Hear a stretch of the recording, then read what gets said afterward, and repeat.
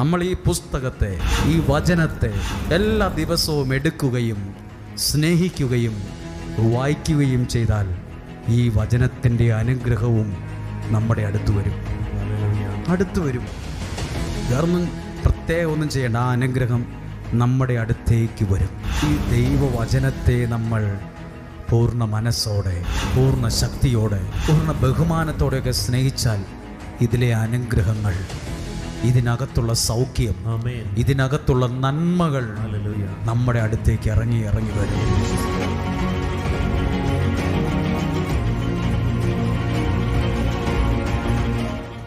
നമുക്ക് വേണ്ട കാര്യങ്ങളെ ദൈവം നമുക്ക് വേണ്ടി ചെയ്തു തരുന്നു. അതാണ് ഇവിടെ എല്ലാ ദിവസവും സംഭവിക്കുന്നത്. നമുക്ക് വേണ്ട കാര്യങ്ങളെ ദൈവം നമുക്ക് ചെയ്തു തരുന്നു. എല്ലാ മഹത്വവും ദൈവത്തിനാണ്. ഒരു നിമിഷം നിങ്ങൾ ആ കണ്ണുകളൊക്കെ നടച്ച്, ഒത്തിരി പരീക്ഷയ്ക്കായിട്ട് ഒരുങ്ങുന്ന ആളുകളുണ്ട്. ചില ഡോക്യുമെൻ്റൊക്കെ കൊണ്ടുവന്ന് പ്രാർത്ഥിക്കുന്നവരുണ്ട്. ഇൻ്റർവ്യൂവിന് അറ്റൻഡ് ചെയ്യാൻ ഒരുങ്ങുന്നവരുണ്ട്. വിവിധ പരീക്ഷകൾക്കൊരുങ്ങുന്നവരുണ്ട്. പുതിയൊരു വഴി തുറക്കണമെന്ന് പ്രാർത്ഥിക്കുന്നവരുണ്ട്. തൊഴിൽ മേഖലകൾ അനുഗ്രഹിക്കപ്പെടണമെന്ന് പ്രാർത്ഥിക്കുന്നവരുണ്ട്. തൊഴിൽ സംഘർഷങ്ങൾ മാറണമെന്ന് പ്രാർത്ഥിക്കുന്നവരുണ്ട്.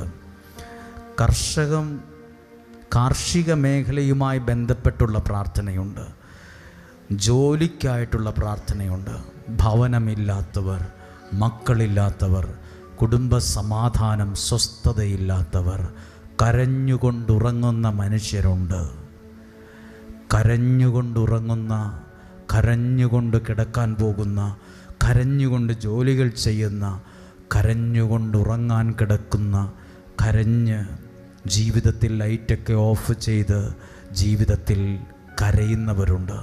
പല കാര്യങ്ങളെയും ഓർത്ത് നിങ്ങളൊരു നിമിഷം നിങ്ങളുടെ കരങ്ങളെ ഹൃദയത്തോട് ചേർത്തേ, ദൈവം തൻ്റെ വചനത്തിലൂടെ എൻ്റെ ജീവിതത്തിൽ ഇന്നൊരത്ഭുതം ചെയ്യുമെന്ന് വിശ്വസിച്ചേ. ദൈവത്തിൻ്റെ വചനത്തിലൂടെ എൻ്റെ ജീവിതത്തിനകത്ത് ഒരത്ഭുതത്തെ ദൈവം ചെയ്യുമെന്ന് വിശ്വസിക്കുക. ചെയ്യുമെന്ന് വിശ്വസിച്ച് ആ കണ്ണുകളടച്ച് കരഞ്ഞുകൊണ്ടുറങ്ങിയ എത്രയോ രാവുകൾ ജീവിതയാത്രയിൽ കഴിഞ്ഞുപോയി. ഞെട്ടി